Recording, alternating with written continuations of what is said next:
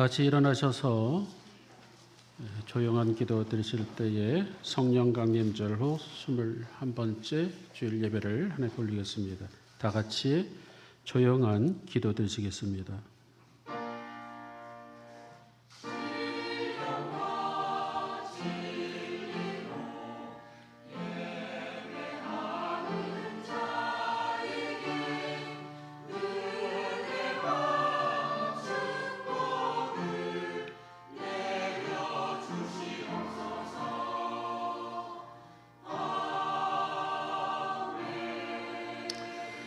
하나님의 영이시니 예배하는 자가 영과 진리로 예배할지니라.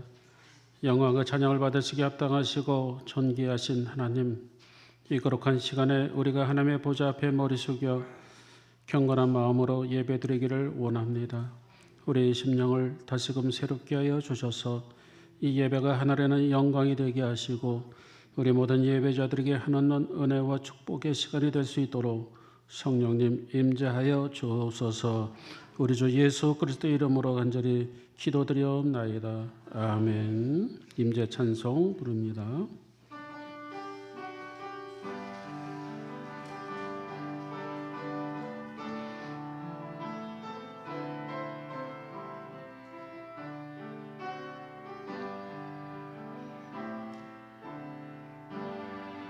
하늘의 문을 여소서, 이곳을 주목하소서.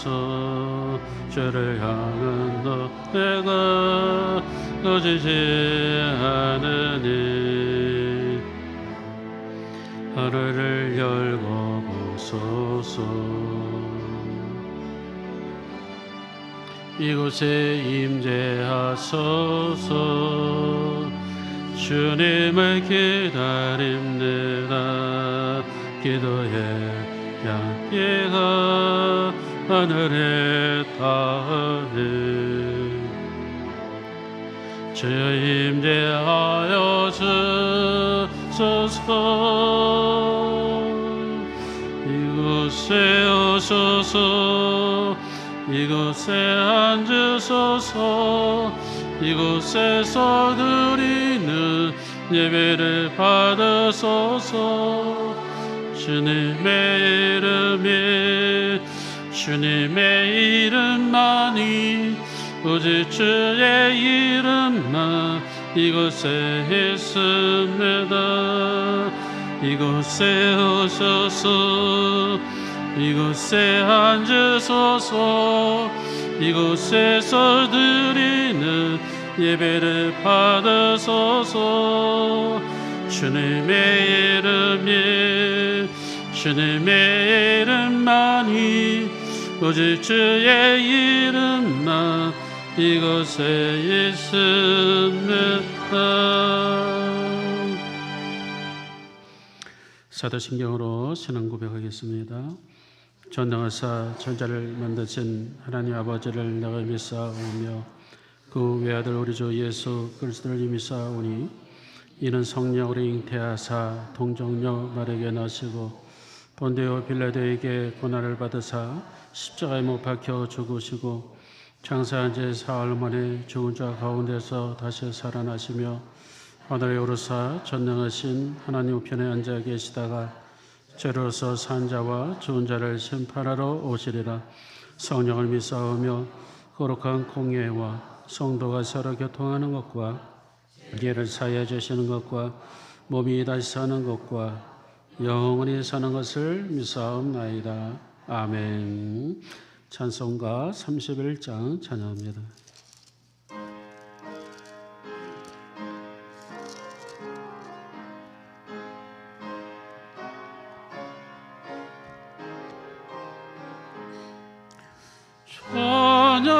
찬양하라 복되신 그 주 예수께서 은혜와 사랑을 전하세. 경배하라 하늘의 천주와 천사 주님 앞에 영광을 돌리세. 목자같이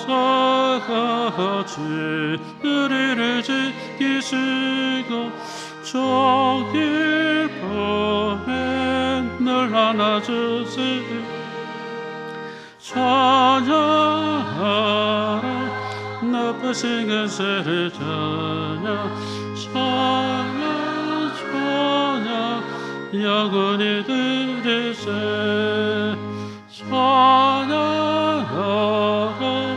복되신 그세 예수 우리 대신 죽임을 당했네 주 예수 영원한 그 은혜 소망 경배하며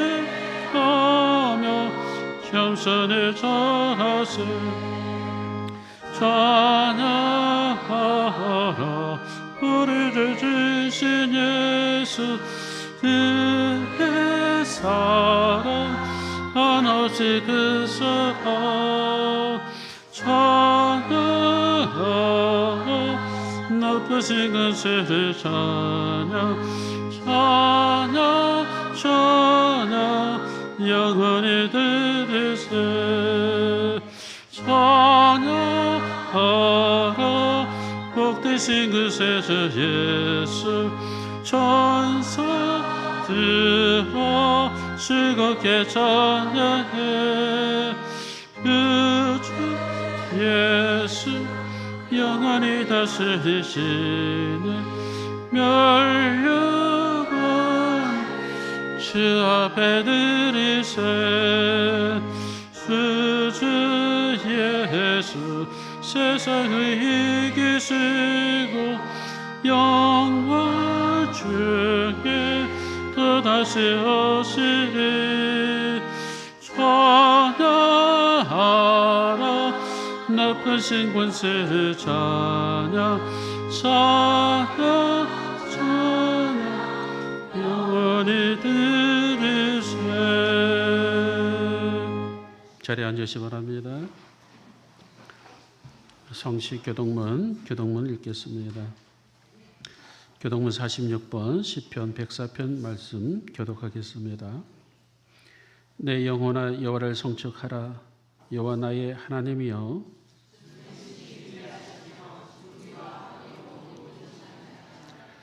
주께서 옷을 입음같이 빛을 입으시며 하늘의 휘장같이 치시며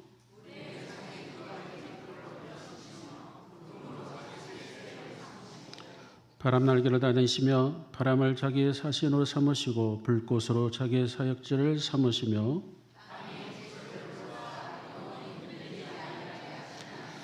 주께서 불의 경계를 청하여 넘치지 못하게 하시며 여호와께서 샘을 골짜기에서 솟아나게 하시고 산 사이에 흐르게 하사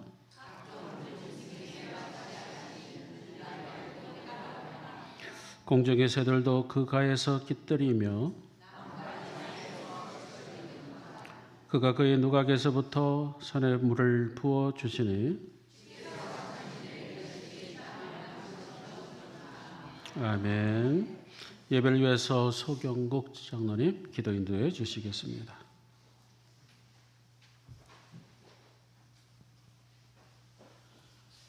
전지 만물을 창조하시고 주관하시는 위대하신 하나님, 지지리도 길고 길던 여름을 물리시고 아름답고 신선한 가을로 열매 있게 하시는 하나님을 찬양합니다.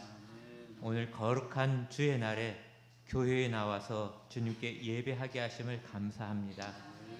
주님, 이 시간 우리 기독교인들의 삶을 반성합니다. 우리는 오늘날 우크라이나에서 팔레스타인에서 어린아이들이 폭격으로 희생되어도 그들의 절규하는 소리를 듣지 못하는 장님과 귀머거리가 되었음을 고백합니다. 많은 교회와 교인들은 예수님의 마음에는 관심도 없습니다. 부자 되세요, 행복하세요, 복 많이 받으세요로 세상과 다름없는 인사를 합니다. 어느새 교회와 교인들 속에는 십자가를 지신 예수님의 모습이 사라져버렸습니다. 주님, 어리석고 생각하기를 게을리하는 우리를 불쌍히 여기시옵소서. 하나님이 아담아 내가 어디 있느냐 하고 물으신 것은 네 여기 있습니다 라는 대답을 듣고자 한 것이 아니요, 내가 왜 거기 있는지, 거기 있는 게 마땅한지 돌아보라는 뜻임을 알면서도 우리는 도무지 생각하려 하지 않습니다. 어쩌면 하나님의 질문을 귀찮아하는지도 모릅니다.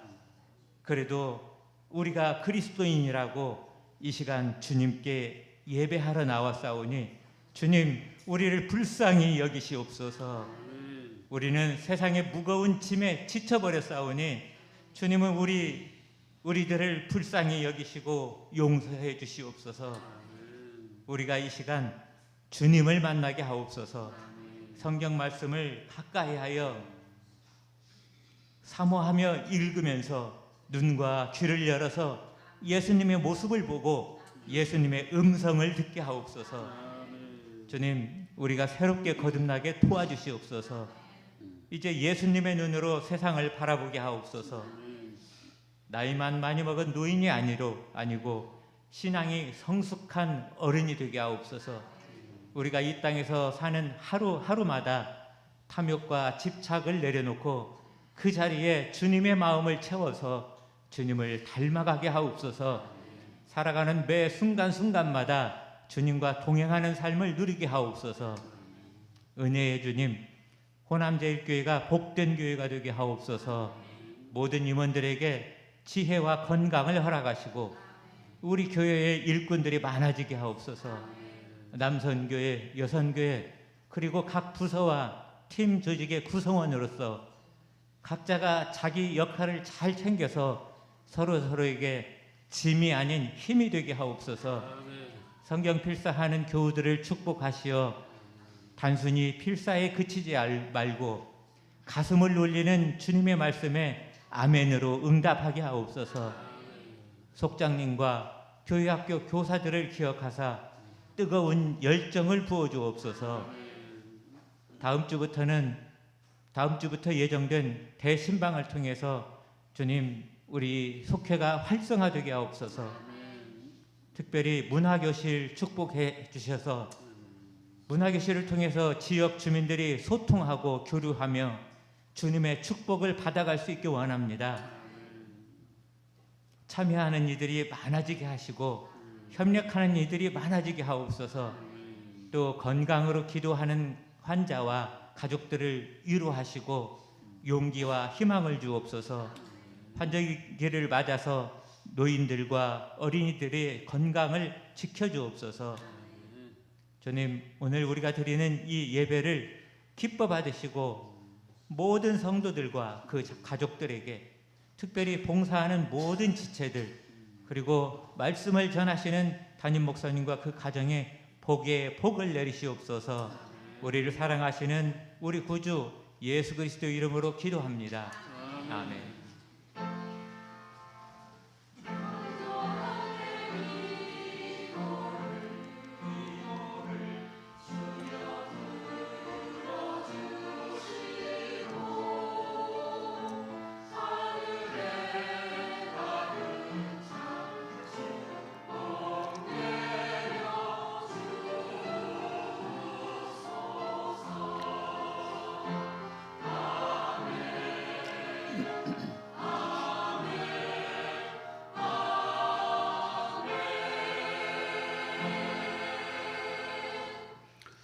하나님께서 오늘 주실 말씀은 신약성경 사도행전 20장 17절에서 24절까지 말씀 드리겠습니다.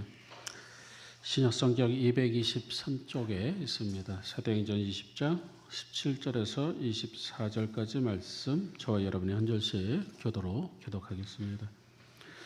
바울이 밀레도에서 사람을 에베소로 보내어 교회 장로들을 청하니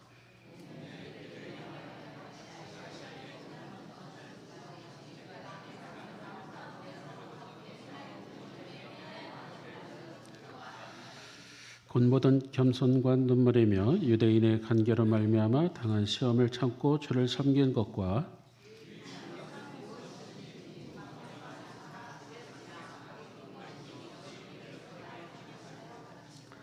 유대인과 헬라인들에게 하나님께 대한 회개와 우리 주 예수 그리스도께 대한 믿음을 증언하는 것이라.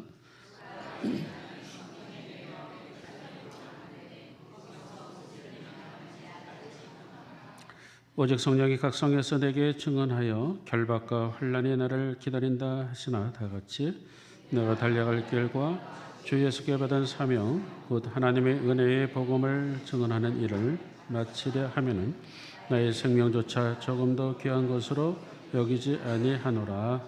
아멘. 이 시간 할렐루야 찬양단 하나님께 영광의 찬양 올리겠습니다.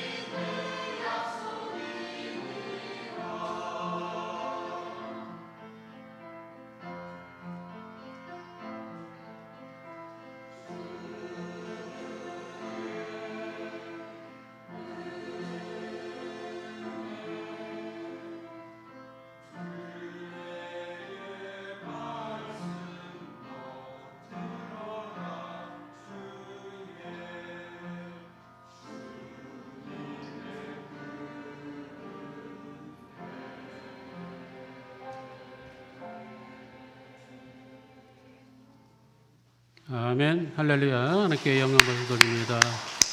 귀한 찬양 감사드립니다. 예배 예전에 거의 반 이상을 차지하는 찬양대입니다. 실질적으로 예배에 굉장히 도움이 돼서 우리 지휘자님과 반주자님 아주 찬양대를 잘 이끌고 계시고 오늘도 귀한 찬양 올리는 찬양대에 감사를 드리며 우리 다시 한번 축복의 박수 한번 주십시다. 감사합니다. 축복합니다. 오늘은 주 예수께 받은 사명이라는 제목으로 여러분들과 은혜를 나누고자 합니다. 많은 사람들이 사람의 가치를 무엇으로 평가를 할까요? 그것은 아마 사명을 들 수가 있습니다. 하나님이 주신 각자의 사명을 잘 발견하고 그 사명을 위해서 사는 데에 그 사람의 가치가 있게 되죠. 어떤 사람은 사명을 망각하고 자기의 사명을 제대로 감당하지 못하는 사람도 있는 반면에 어떤 사람은 자신의 사명에 최선을 다하며 후회 없이 사는 사람이 많이 있습니다. 저는 요즘 생각을 합니다. 왜 이 사회에 왜 이렇게 혼란도 있고 어려움도 있을까 묵상해 봅니다. 물론 여러 가지 생각할 수 있겠습니다만 가장 핵심적인 것은 자기의 사명을 깨닫고 살아야 하는데 많은 사람들이 자기 사명에 대한 그런 인식 결여 때로는 사명의식, 사명감이 없는 데서 오는 혼란 때문에 사회가 복잡하고 어려워지고 있다는 생각이 듭니다. 쉽게 말한다면은 우리 가정에 왜 위기가 올까요? 그것은 부모로서의 사명감이 투철하면 그 가정은 살 수가 있죠. 하지만 부모의 사명감이 결여되고 또 사명을 잃어버린다고 한다면 그 가정이 제대로 설 수가 없음을 또는 위기가 옴을 우리는 느끼게 됩니다. 아버지는 아버지로서의 사명이 있고요. 어머니는 어머니로서의 사명이 있습니다. 물론 자녀들도 마찬가지죠. 자녀들로도 자녀들의 도리인 사명이 있다는 사실이죠. 우리 사회도 마찬가지입니다. 사회 많은 공무원들은 사명이 있습니다. 소방공무원도 또 군인들도 또 경찰들도 나름대로 다 사명이 있고요. 그러나 국가의 위기 관리 능력 컨트롤 타워가 부재중이라는 지적도 있습니다. 그 이유가 뭘까요? 다름 아닌 사명감의 결핍 때문이라고 우리는 결론을 내릴 수가 있게 됩니다. 다시 말해서 사명이란 나에게 주어진 직분과 나에게 주어진 본분을 말해주고 있습니다. 직장이든 가정이든 나라든 교회든 자기 맡은 바 사명에 충실하면은 이 시대, 이 사회는 하나님이 기뻐 받으시는 사회가 되고 가정이 되고 교회가 될 줄 믿습니다. 다시 말해서 각자에 맡겨진 사명, 대통령은 대통령직으로서 사명, 장관은 장관직으로서의 사명, 목사는 목사로서의 사명, 장로는 장로로서 사명, 권사는 권사로서, 집사는 성도는 각자에 맡겨진 사명이 있다는 사실을 우리는 다시금 깨달아야 될 줄 믿습니다.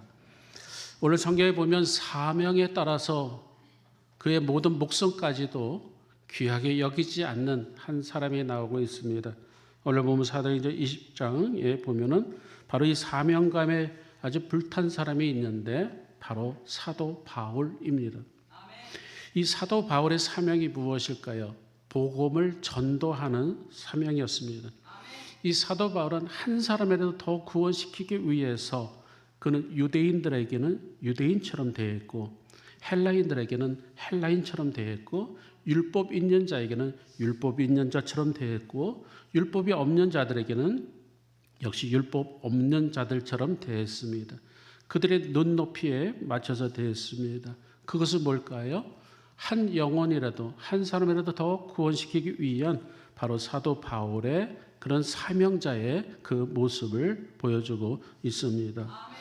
오늘 보면 20절에 보면 공중 앞에서 또 각 집에서나 지금 사도 바울은 복음을 전하는 데 있어서 가르치거나 전하거나 사명을 가지는데 공중 앞에서 다시 말해서 여러 사람 앞에서 또는 길거리에서 회당 앞에서 복음을 전하든 가르치든 때로는 가정에 가서 가정에서 복음을 가르치든 전하든 거리낌이 없이 전했다라고 기록되어 있어요.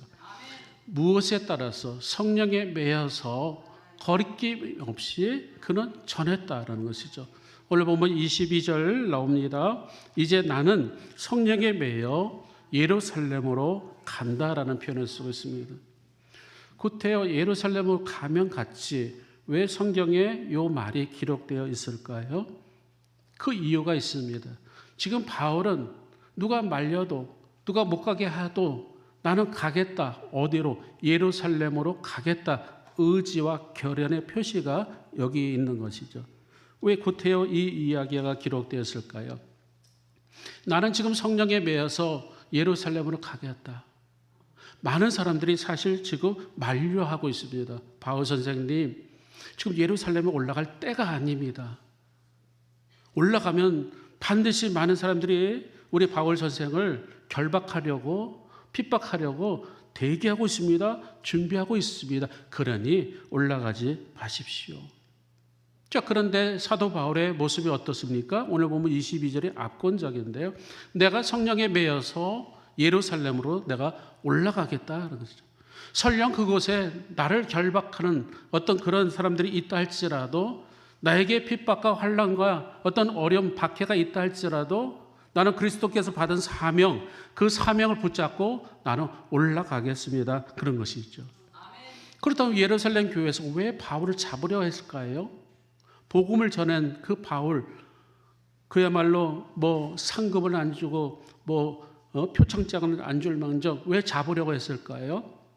그 이유는 이렇습니다. 그 당시만 해도 복음은 유대인들에게만 전해져야 된다는 그들의 어떤 편협된 생각을 가지고 있었어요. 근데 하나님께서 바울에게 임무를 주십니다. 사도행전 9장 15절에 보면은 바로 바울에게 너는 다른 나라의 이방인들과 임금들을 위해서 나의 복음을 전하는 나의 택한 그릇이다라고 사도행전 9장 15절에 말씀해 주고 있습니다. 이렇듯 바울은 지금 복음을 들고 소아시아뿐만 아니라 유럽에 또는 로마에까지 복음을 전하고, 그 다음에 이제 그 선교 보고를 하기 위해서 지금 예루살렘으로 올라가려고 하는데, 정작 예루살렘에 있는 사람들이 바울이 오기를 기다리고 있는 거예요. 잡으려고. 왜요? 유대인들에게만 복음을 전해야 되는데 왜 이방인들에게까지 복음을 전했느냐, 이 논리거든요. 그래서 심지어는 사람들이 못 가게 만류하는 거예요. 가지 마세요, 바울 선생. 사도행전 21장 4절에 보면은 이렇게 기록되어 있습니다. 예루살렘으로 들어가지 못하게 막고 있습니다. 누가요? 두로 지역에 있는 많은 예언하는 사람들이, 바울을 잘 따르는 그 사람들이 예언하는 사람들 중에 몇몇은 사도 바울에게 얘기합니다. 사도행전 21장 4절에 보면은 예루살렘에 가지 마세요. 그 예언하는 사람들이. 그럼에도 불구하고 바울은 가야겠다. 사명 때문에, 그 뜻이거든요. 뿐만 아니라 가이사라에 있는 그곳에 한 예언자가 내려옵니다. 선지자라고 하는데 바로 아가보라는 아주 유명한 선지자가 내려옵니다. 그 사도행전 21장 12절에 보면 그 역시 사도 바울에게 예루살렘으로 가지 말라라고 예언하고 있어요. 이 아가보라는 사람이 한 30년 전에 그 선지자인데 아주 그 지역에 어떤 어려움, 흉년이 들었는데, 천하의 흉년이 들었는데 이것을 예언하고 마쳤어요. 그러니까 많은 사람들이 아가보의 예언이라면 거의 믿었습니다. 왜냐하면 마쳤기 때문에 그때의 흉년이 들 겁니다라고 예언을 했던 것을 마쳤던 사람이에요. 그러니까 이 대선지자가 아가보라는 사람이 와서 바울에게 올라가지 말라. 뿐만 아니라 바울이 이거 메고 있는 끈을 갖다가 그 끈을 자기에게 묶고 자기 손발을 결박을 하면서 이 띠의 주인이 그 예루살렘에 올라간다고 하니 올라가면 안 됩니다. 이렇게 결박당합니다. 이렇게 지금 이 아가보라는 사람조차도 올라가면 안 됩니다. 그리고 뿐만 아니라 이렇게 행동, 퍼포먼스까지 보이면서 올라가면 안 됩니다. 그리고 많은 사람들이 우는 거예요. 자, 이 울고 그럴 때에 사도 바울이 그래요. 내가 주 예수 그리스도, 사도행전 21장 13절에 보면은 이렇게 기록됐습니다. 바울이 대답하되 여러분 어찌하여 울어서 내 마음을 상하게 하느냐. 울지 마십시오. 나는 주 예수의 이름을 위해서 결박당할 뿐 아니라 저는 예루살렘에서 죽을 각오도 있습니다. 이런 뜻이에요. 그래서 복음을 그 증언함에 있어서 목숨까지도 귀하게 여기지 않는 바로 이러한 사명을 가진 사람이 바로 요 바울인 것이죠. 이 사명이란 말은 뜻이 뭐냐면 왕으로부터 받은 어떤 교시나 명령을 이웃 나라에게 가서 훈령을 전하는 사람이에요. 왕 대신 전하는 것이죠. 다시 말해서 바울은 자신에게 있어서 왕은 하나님께서 우리 주 예수 그리스도께서 나에게 주신 그 사명, 복음을 전하는 그 사명을 가지고 어디든지 가라 그런 것이죠. 그 사명장을 가지고 받아서 가는데 바로 그것을 대해서 임무를 수행하는 그런 모습이죠. 사랑하는 여러분, 어떻게 보면 진정한 그리스도인이란 사명에 따라 사는 사람을 말해주고 있습니다. 물론 복음을 전하는 사명도 있습니다. 또한 그 외에 우리 각자에게 하나님께서 주시는 그런 사명이 있습니다. 가정에서든 직장에서든 사업장에서든 하나님이 우리에게 주신 각자 우리에게 주신 이 사명을 붙잡고 살아가는 사람이 바로 행복한 사람이요 하나님이 기뻐 받으시게 살아가는 사람인 줄 믿습니다. 아프리카에 복음을 들고 들어갔던 리빙스턴이라는 그 사람은 의사이면서 신학자이면서 음악가였습니다. 이 리빙스턴 이 사람이 들어갑니다. 아프리카의 대륙을 횡단하면서 때로는 맹수들에게 물려 죽일 어떤 위험에 처해요. 한 번은 맹수들한테 물렸습니다. 그래가지고 병원에 입원해 있는데 제자들이 찾아가서 묻습니다. 리빙스턴 선교사님, 어떻게 죽으시려고 이렇게 합니까? 꼭 이렇게까지 위험에 빠져야 되겠습니까? 그랬더니 리빙스턴이 이렇게 말합니다. 물론 말씀은 고맙습니다마는 하나님이 나에게 주신 사명, 이 사명이 있기 때문에 저는 결코 죽지 않습니다. 하나님께서 쓰시는 사람, 내가 하나님께 받은 그 사명을 붙잡고 살아가는 사람에게 하나님이 끝까지 그렇죠? 보호하시고 책임져 주심을 말씀해 주고 있죠. 오래전에 있던 교회에 전도사님이 계셨어요. 젊은 전도사님인데 오래전 일인데 요즘에는 그 차가 안 보이더라고요. 그 당시에는 아주 소형차가 있었어요. 티코인데 이름이 아주 너무 작은 차라 귀엽기도 하고 마치 장난감 같기도 하죠. 그러나 신기하게도 자동차긴 자동차였어요.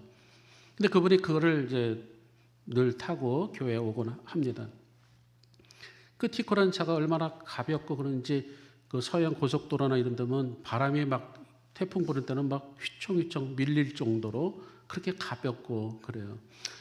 그리고 그냥 큰 트럭, 덤프 트럭들이 확 지나가면은 차가 흔들거릴 정도로 아주 위험합니다. 티코가. 근데 어느 날 입원했다고 해서 병원에 갔어요. 어떻게 된 거예요, 전도사님?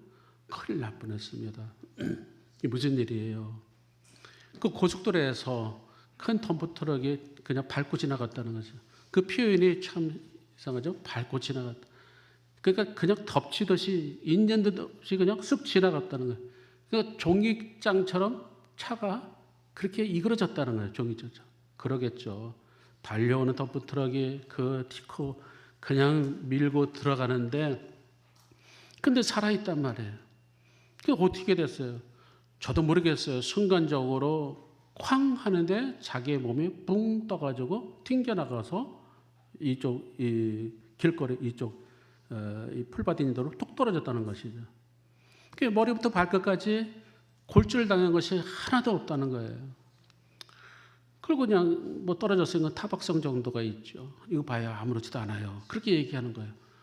어휴, 어떻게 이렇게 됐어, 전도사님? 어디 정말이야? 괜찮아? 이렇게 물어봤습니다만 그 전도사님이 그런 얘기를 하더라고요. 목사님, 제가 하나님께서 저를 쓰실 것 같아요. 뭔가 쓰시기 때문에 저를 살려줬겠죠?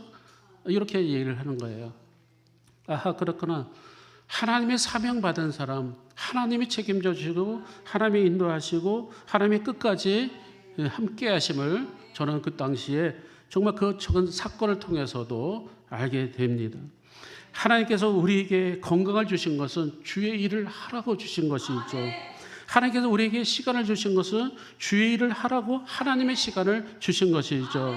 우리가 소유가 많아서 우리가 하나님 앞에 드리는 것이 아닙니다. 하나님 앞에 드리라고 하나님께서 여러 가지 물질을 우리에게 주신 것이고, 우리가 재능이 많아서 하나님께 헌신과 봉사하는 것이 아니라 하나님께서 봉사하라고 재능을 주셨다는 것을 깨달을 줄 믿습니다. 이 사도 바울은 자기 인생 속에서 늘 사명을 붙잡고 복음을 전하는 사명을 붙잡고 살게 되는데, 오늘 보면 22절과 23절에 보면 보라 이제 내가 성령에 매여서 예루살렘으로 가는데 거기서 무슨 일을 당할지 알지 못한다. 왜 모르겠습니까? 이미 많은 예언자들이 예언을 한 바가 있습니다. 하지만 오직 성령이 각성해서 내게 증인하여 결박과 환난이 나를 기다린다 하시나 그럼에도 불구하고 내가 복음을 들고 가겠습니다. 나를 위해서 울지 마세요. 저는 사명을 위해서 사는 사람입니다. 다시 말해서 바울은 사명이 곧 복음이고 복음을 전하는 것이 곧 그에게 사명이고, 그가 선한 싸움 다 싸우고 달려갈 길 다 달려가고 믿음의 하나님 믿음이 주신 믿음을 지켰기 때문에 의의 면류관이 그에게 기다리고 있는 것처럼 그런 사명자로서 살아가고 있다는 것이죠. 다른 여러분, 우리가 공부를 하든 사업을 하든 예술을 하든 정치를 하든 자기 분야에 맡겨진 것에 최선을 다해서 우리가 사명을 가지고 사명을 붙잡고 나갈 때에 반드시 하나님은 귀한 선한 열매로 우리에게 맺혀줄 줄 믿습니다. 벌써 10월 중순을 접어들고 있습니다. 제가 말씀을 준비하면서 이제 올 한 해도 2024년도 2달 남짓 남은 것 같아요. 이제 마무리, 이제 벌써 그런 때가 오고 있습니다. 하나님께서 우리에게 주신 사명, 각자 여러분에게 주신 사명이 무엇일까요? 많은 사람들이 이것을 잊고 그냥 다람쥐 쳇바퀴 돌듯이 살아갈 수도 있어요. 그러나 이 시점에서 우리가 다시금 하나님의 올 정초에 우리에게 주셨던 그 사명이 무엇인지 다시 깨닫고 다시 회복되고 그 사명감으로 우리는 살아가야 될 줄 믿습니다. 어느 중견교회에 한 목사님이 간증하는 것을 들었습니다. 이 중견교회 그 목사님은 일본에서 목회를 했었어요. 일본에서 한인 목회를 하던 중에 어떤 한 에피소드가 있어서 간증을 합니다. 이 한국인 이 목사님이 일본에서 목회할 때에 이웃 교회에서 초청을 했습니다. 설교 초청을 받았어요. 아마 어떤 헌신 예배 같은 그런 거였던 것 같아요. 그래서 이 목사님이 이제 설교 부탁을 받고 그 교회를 향해 갔습니다. 그리고 뒤에 앉아 있다가 설교하기 바로 전에 사회자가 나와서 특송 시간입니다. 그런 거예요. 일본인 교회에. 그래서 그런가 보다. 그래서 이 목사님이 이제 설교하기 바로 직전에 이제 앉아 있고 이제 특송 시간이 돼서 특송할 대상자들이 중창단 3명이 이제 강단 쪽으로 나오는 거예요. 이게 나오는데 강단에서 이렇게 쳐다보니까 그 몸새나 그 분위기가 조금 이상한 것 같아요. 이게 나오는데 머리는 이렇게 흔히 말하는 깍두기라고 할까요? 표현이 좀 이상하지만 약간 그렇게 깎고 그 다음에 문신 같은 것이 이렇게 목에 이게 있고 그 다음에 금목걸이 같은 걸 치렁치렁하고 그 다음에 이 라운드 티를 입고 그 다음에 걸음걸이도 또 모양도 느낌에 꼭 조폭 같은, 일본의 그 조폭을 야쿠자라고 하거든요. 그런 느낌이 들었어요. 근데 그런 분들이 이제 3분이 탁 나와가지고 찬양을 합니다. 찬양을 하는데 의외로 놀라운 것은 아주 감미롭게 은혜롭게 찬양을 잘 하시는 거예요. 화음도 잘 맞추고. 그러니까 목사님이 뒤에서 눈을 감고 이렇게 찬양을 감상하면 아이고 은혜롭다, 아우 감미롭네, 어떻게 이렇게 찬양을 잘할까. 근데 눈을 뜨고 딱 보면은 그냥 시험거리가 오는 거예요. 눈을 감으면 은혜요, 눈을 뜨면 시험거리 될 정도로. 어쨌든 찬양을 잘 마치고 그 중에 한 분이 간증을 합니다. 저희들은 공통점이 3가지가 있습니다. 첫째는 우리는 일본의 야쿠자였습니다. 즉 일본의 조폭이었습니다. 그 야쿠자도 여러 조직들이 있는데 아주 큰 조직의 중간 보스 정도 된 사람들이에요. 우리는 야쿠자들입니다. 그 공통점이 3개 있는데 첫째는 야쿠자였다는 거. 두 번째는 우리 3사람의 부인이 다 한국 사람이라는 거예요. 그래서 이 한국 사람 이분들이 우리들에게 복음을 전해주고 회개하게 하고 금식으로 눈물을 흘리면서까지 우리들이 그 조직 세계에서 나오게 되려고 기도하고 그게 결실을 맺었다는 거고요. 세 번째는 손가락을 이렇게 보여주는데 3명 다 마지막 새끼손가락 마디가 안 보이는 거예요. 그 이유는 뭐냐면은 이제 자신들이 이제 조직을 그렇죠. 은혜 받고 성령 받으니까 조직 세계가 하나님의 방법과 하나님 뜻하고 전혀 다르잖아요. 그냥 어디 업소에 가서 강탈하고 빼앗고 안 주면은 때리고 감금하고 폭행하고 그게 야쿠자들의 일이잖아요. 근데 그것이 하나님의 이 방법하고는 전혀 다르니까 마음이 자꾸 찔림이 와서 그들이 3사람이 안 되겠다. 우리 두목한테 찾아가서 우리 조직을 이탈해야 되겠다. 그래서 조직을 해서 나가겠다 그러니까 이 두목의 보스가 껄껄껄 웃으면서 니들 지금 농담하는 거지? 믿지를 않는 거예요.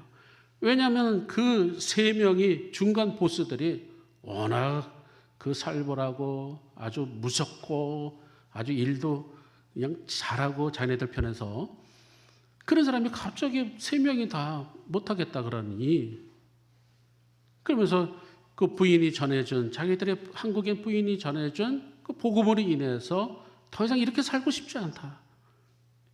조직을 떠나겠다. 그러니까 이 보스가 모든 그 조직 폭력배들 다 강당에 모아놓고 책상을 하나 딱 갖다 놓고 그다음에 단독 칼을 갖다가 탁 꼽다 그래요. 그리고 손을 다 펴라. 3명 다. 무슨 뜻인지 알지? 그래서 마디가 하나씩 다 없다는 거예요. 그래서 이 얘기를 듣는 그 설교하러 갔던 그 목사님이 그 간증을 들으면서 야, 예수님 믿는다는 것이 예수님의 사람이 된다는 것이 무슨 의미인지 아주 선명하게 알았다는 것이죠. 다시 말해서 예수님 믿는 것이 보통 일이 아니라는 거예요. 구원받는 것이 그냥 뭐 값싼 싸구려 어떤 그런 구원이 아니라는. 보네포 목사님, 독일의 보네포 목사님이 아주 유명한 말을 했어요. 우리 복음이 싸구려, 값싼 싸구려 복음이 아니다. 예수님의 그 십자가에 달리신 그 아주 엄청난 사건 속에서 우리가 복음을 받아들이고 우리가 구원의 백성이 된 것이 있지. 그러면서 이 목사님의 생각이 지금 여러분들은 복음을 위해서 아니 구원받기 위해서 도대체 무엇을 잘라냈습니까? 오늘날까지 복음을 위해서 자신의 무엇을 잘라냈습니까? 이 야쿠자 이 사람들은 손가락을 잘라냈다는 거예요. 손가락을. 이렇게 그런 대가를 치르고 복음을 얻었는데 지금 여러분들은 무슨 대가를 치르고 잘라내고 복음을 받습니까? 물론 창세기 17장 23절에 보면은 아브라함이 잘라낸 게 있어요. 서컴입니다. 할례를 했습니다. 너는 내 앞에 완전하라. 그죠? 그래서 이 아브라함은 자신의 그 가장 중요한 부위를 도려냈죠. 뿐만 아니라 이삭을, 그렇죠? 아들 이삭을 100세에 얻은 이삭을 잘라내라. 물론 다시 붙여줬어요. 잘라낸 것을 붙여두시고 걷어가신 것을 다시 도려주셨지만은 그런 거예요. 모세도 왕자의 자리를 잘라낸 거예요. 그렇죠? 거절했다라고 성경은 기록되어 있습니다. 사도 바울도 마찬가지죠. 자기에게 유익하고 자기에게 의지했던 거 자기가 뭐 이스라엘 족속이요 베냐민 족속이요 내가 히브리인 중에 히브리인이요 내가 사내들인 공회원이요 모든 것들을 다 잘라냈다는 거. 잘라냈다. 왜요? 사명을 위해서 잘라냈다. 내가 사명을 위해서 내 자신이 내세울 어떤 자랑거리를 다 잘라냈고 오직 그리스도를 위해서 잘라냈고 사명을 다해서 죽기까지 내가 내 목숨이 사나 죽으나 사는 것도 주님을 위해서 사는 것이고 죽는 것 역시 주님을 위해서 사는 것이다. 사랑하는 여러분, 사명이 이렇습니다. 그렇죠? 사명은 일을 하다 보면 해도 그만 안 해도 그만 그것이 아니에요. 기분이 좋으면 하고 기분이 안 좋으면 안 하고 그것이 아니죠. 사명이라는 것은 하나님께서 나에게 주신 그 사명은 반드시 해야 될 일이고 하지 않으면 안 될 일이고요. 내가 부득불할 일이다. 바울은 복음 전하는 사명을 그렇게 말해주고 있죠. 오래전에 사명감으로 산 선교사가 있습니다. 미국의 오리건주의 포틀랜드 지방에 있는 짐 엘리엇이라는 사람입니다. 짐 엘리엇. 이 사람 아주 명문 대학 나왔어요. 네, 미국의 휘튼 대학에 나왔고 아주 지도력도 있고 수석으로 졸업합니다. 공부도 잘했고요. 이가 은혜를 받아서 그가 복음을 전하러 선교사로 지망합니다. 선교사를 지망하는데 많은 사람들이 극구 만류하는 지역으로 가야 그 당시에 남미, 남아메리카 쪽에 그쪽으로 택해서 갑니다.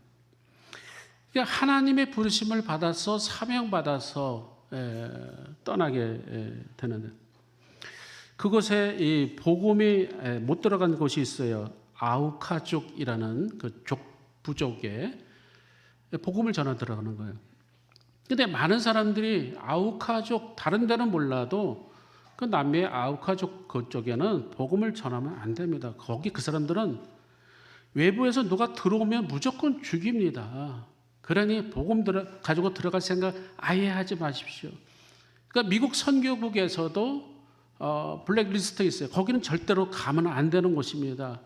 그런 곳인데 이 짐 엘리엇이라는 사람이 동료 5명과 함께 소형 경비행기를 타고 그 지역으로 밀림을 해서 싹 들어가요. 해안가가 있는 그곳에 쫙 내립니다. 그래서 이 복음을 전하는데 역시 이 아우카족의 부족들이 창과 칼 가지고 포위를 쫙 합니다. 그리고 이제 그들은 엎드리죠. 어쨌든 그들은 그곳에서 복음을 전하는데 소용이 없었어요. 단번에 그들은 그 창으로 찔림을 당하고 큰 도끼로 잘림 당하고 아주 난장판이 될 정도로 아주 그런 그렇게 죽음이 거기서 일어납니다.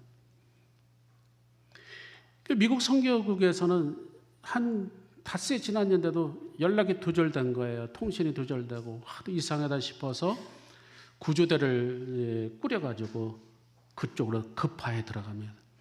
경비행기 타고 또 급파에 들어가요.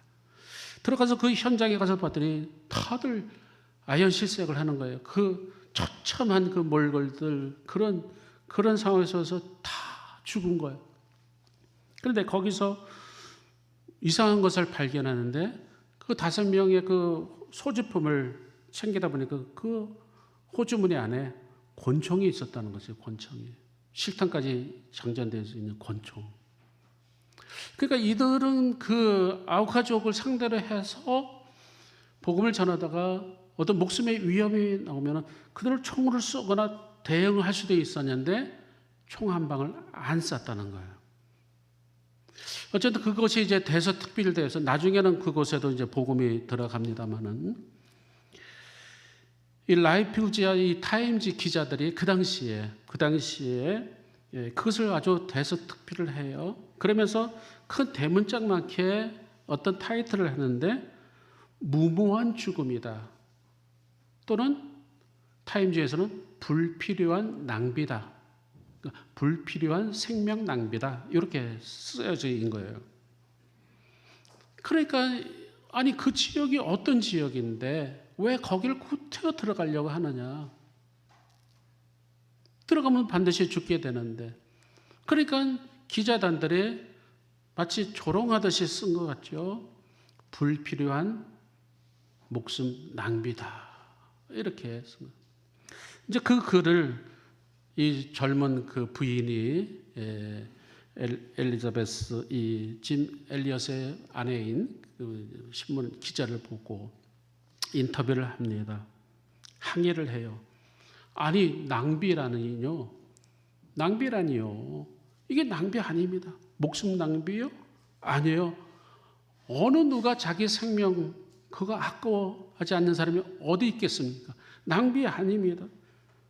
지금 내 남편은 지금 이 순간을 위해서 준비해왔던 사람이고 내 남편은 이제야 그 꿈을 이룬 것뿐입니다. 다시는 내 남편의 죽음을 낭비라고 표현하지 마십시오. 사명으로 표현해 주십시오. 이랬다는 거예요. 사명받아서 들어간 것이지 그거 내가 많은 사람들이 생각하는 그 세상적인 관점에서 그것이 결코 어떤 생명의 낭비가 아니라는 거예요. 거기에 이런 비석에 이런 내용이 쓰여 있습니다. 주님 성공하게 하소서. 높은 자리에 오르는 것이 아니라 제 삶이 하나님을 아는 가치를 드러내는 전시물이 되게 하소서. 이렇게 표현하고 있어요. 내가 전능자의 그늘에서 살기를 원합니다. 주님께서 요한복음 10장 10절에 보면 풍성한 인생을 살아오는 그 비결을 결코 내가 놓치지 않기를 원합니다. 그러니까 그의 인생이 바로 이와 같이 바로 그런 사명자의 그 모습을 결국 우리에게 보여주고 있는 것이죠. 후안 까를로스라는 그 작가가 있습니다. 아주 유명한 작가인데 기독교계에 후안 까를로스 역시 남미 쪽에 있는 사람이에요. 이 사람이 책을 썼어요. 당신은 제자입니까? 아주 한때 유행했던 책이에요. 우리 신학생들에게. 당신은 제자입니까? 다시 말해서 당신은 그리스도인입니까? 아니면 그냥 팬입니까? 예수님의 팬, 그죠? 팬입니까? 따라다니는 그냥 무리입니까? 아니면 정말 당신은 예수님의 제자입니까? 그거 물어보는 거예요. 다시 말해서 당신은 주님의 제자입니까? 아니면 방관자입니까? 주님의 제자가 맞다면 주님의 명령에 순종하고 사명을 다해야 되지 않습니까? 그런 내용이에요. 그 내용 중에 보면은 책의 내용에 보면은 어떤 사람이 포드 자동차에 입사를 했습니다. 그 입사를 하면서 자동차 회사에 입사하는 것을 선교사라고 생각을 했대요. 다시 해서 포드 자동차 회사에서 사장의 월급을 주지만은 내가 그 회사에서 일하는 것은 하나님이 나에게 주신 그 직장을 맡기셨다. 내가 그 사명을 가지고 그 회사에 최선을 다하는 회사원이 된다. 다시 말해서 주인 의식을 심어준 것이죠. 다시 말해서 사람들은 각자의 가정에서나 또는 우리가 하는 공부라든 또 내가 추구하는 어떤 사업이든 바로 그곳에 하나님의 어떤 그런 일터가 되는 것이고 하나님이 함께 하시는 그 삶의 현장이 되어야 되는 것이고 그곳에서 우리가 사명을 가지고 일할 때에 하나님은 바로 그것을 원하신다는 것이고 사명 따라 사는 사람을 행복한 사람이라고 표현하고 있죠. 바로 이 10월 중순에 우리에게 주시는 하나님의 음성인 줄 믿습니다. 최근에 이르러서 이 문학 세계가 굉장히 다운됐어요. 그도 그럴 것이 SNS 그죠? 그를 통해서 많은 이 작품들이 또는 이북, 전자책 이런 걸 통해서 이 책들이 문학 작품들이 많이 다운당합니다.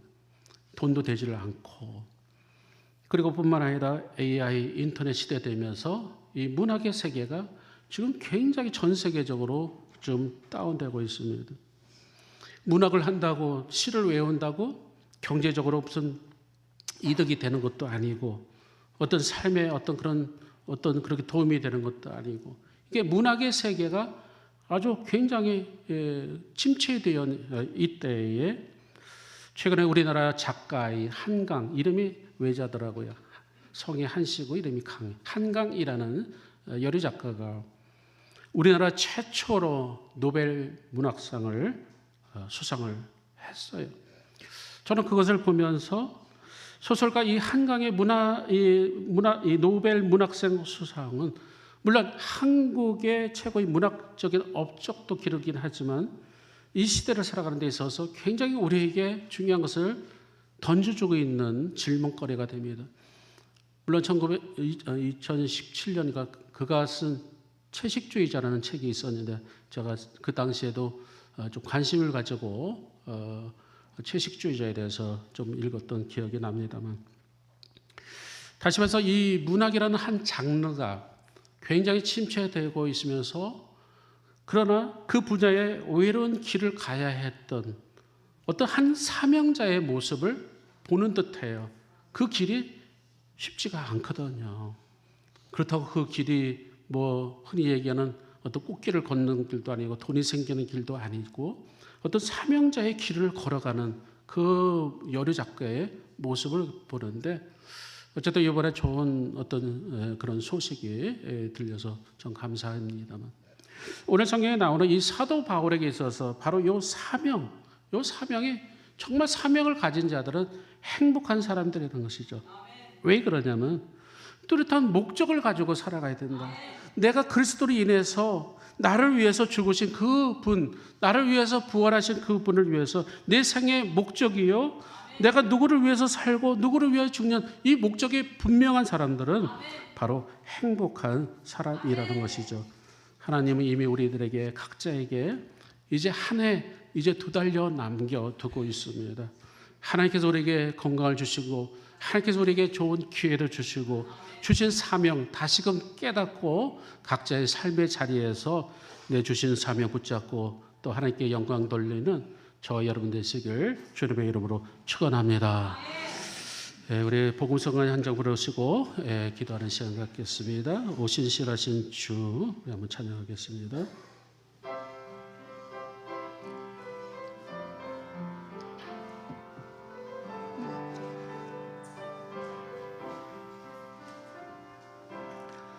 하나님 한 번도 나를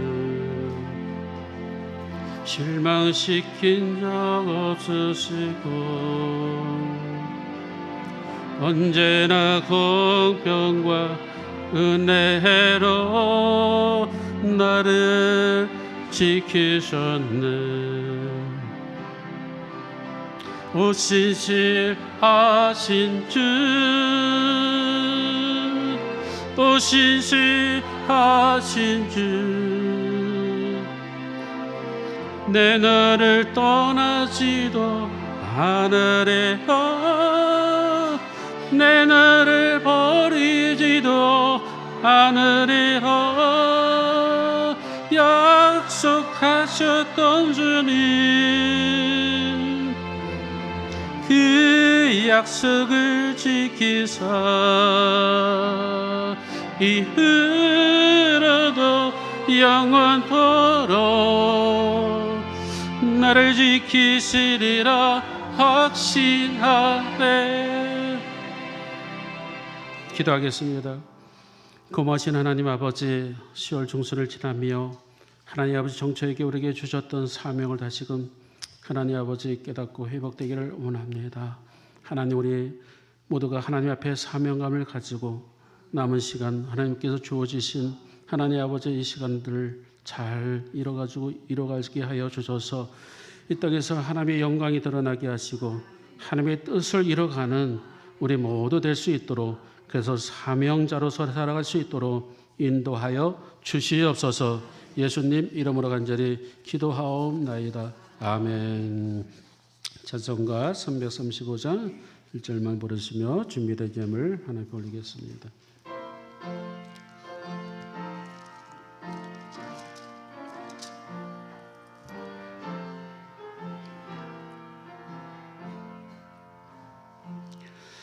크고 놀라운 평화가 내게 있네. 이 세상에는 없는 평화, 나의 영혼과 몸 주께 드립니다. 오 놀라운 나의 그 주,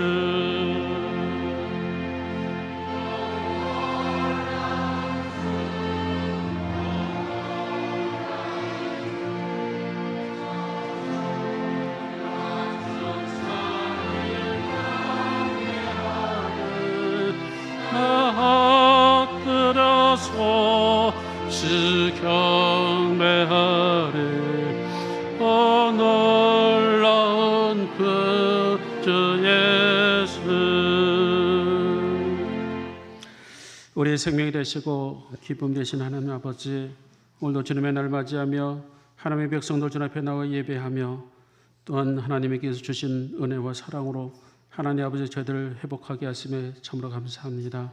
생명의 말씀 진리를 깨닫게 하시고 우리 각자에게 주신 레마의 음성으로 하나님의 한 주간 승리하며 하나님께서 일찍이 저희들에게 주셨던 사명을 붙잡으며 살아가는 우리 모든 호남제교회 성도님들 다 될 수 있도록 인도하여 주시옵소서. 귀한 예물 하나님 앞에 올려드립니다. 생명록에 기록되게 하시고 쓰여지는 곳곳에 하나님 나라가 확장되게 하시고 복음이 흘러가는 데 귀하게 사용될 수 있도록 인도하여 주시옵소서. 불경기 가운데 때로는 어려운 가운데 차원하는 마음으로 믿음으로 귀한 예물을 드리오니 하나님 기쁘게 흠양하여 주시옵소서. 11조 예물을 드리며 여러 가지 목적의 감사의 예물을 드립니다. 주정감사의 예물, 건축 헌금, 선교 헌금, 속회 예물, 여러 가지 목적의 예물, 하나님 속에 담겨져 있는 우리의 간절한 기도와 하나님 아버지 우리의 간구를 들어 응답되게 하여 주옵소서. 사랑하는 자녀들 좋은 믿음의 배필 만나게 하시며 하나님 우리의 모든 사업들이 번창되게 하시고 하나님 아버지 우리의 모든 건강을 허락하시고 우리의 가정이 우리 교회가 늘 하나님 기뻐 받으시는 그런 재단이 될 수 있도록 인도하여 주시옵소서. 들어진 모든 손길들마다 하나님 아버지 하늘의 신령한 복과 땅의 기름진 복으로 하나님 마음껏 축복하여 주시옵소서. 우리 주 예수 그리스도의 받들어 감사하며 간절히 축복하며 기도드리옵나이다. 아멘. 할렐루야. 우리 옆 사람과 인사 나눕시다. 주님의 이름으로 축복합니다. 주님의 이름으로 사랑합니다. 전차로 오셨습니다. 교회 소식을 알려드립니다. 오늘 오후 예배는 경제팀 헌신 예배로 드리고요. 다음 주는 청작년 선교 헌신 예배를 드릴 예정입니다. 다음 주부터 가을 대신방이 진행됩니다. 가을에는 속회별로 다시 말해서 여러분들 속회 예배 드리죠. 한 가족에 모여서 다 모여서 그렇게 신방을 할 예정입니다. 아마 그것이 여러분들 좀 부담이 될 수도 있고 그러나 여러분들 각 가정에 해주시는 기도와 메시지는 여러분들에게 전달될 것입니다. 뿐만 아니라 오랫동안 방학을 하고 있는 많은 교우들도 집을 또 신방을 예정으로 하고 있습니다.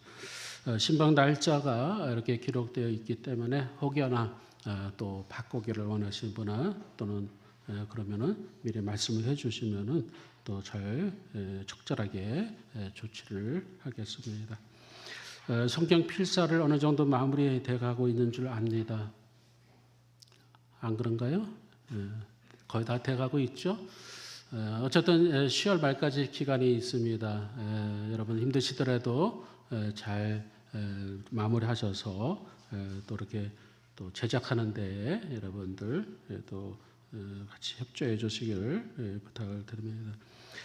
오늘 재단 헌화 이쁘게 이렇게 됐죠. 우리 이태원 장로님 백계훈 권사님 가정에서 결혼 기념해서 이렇게 아름답게 장식을 했고요. 우리 백계훈 권사님 솜씨입니다. 얼마나 이쁜지 몰라요. 우리 한번 가정에 큰 격려의 박수, 축복의 박수 칩시다.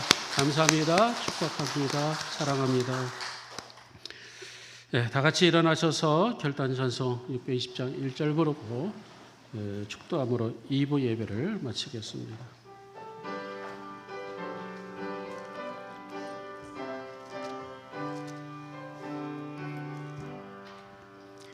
여기에 모이르리 주의 은총 받은 자여라.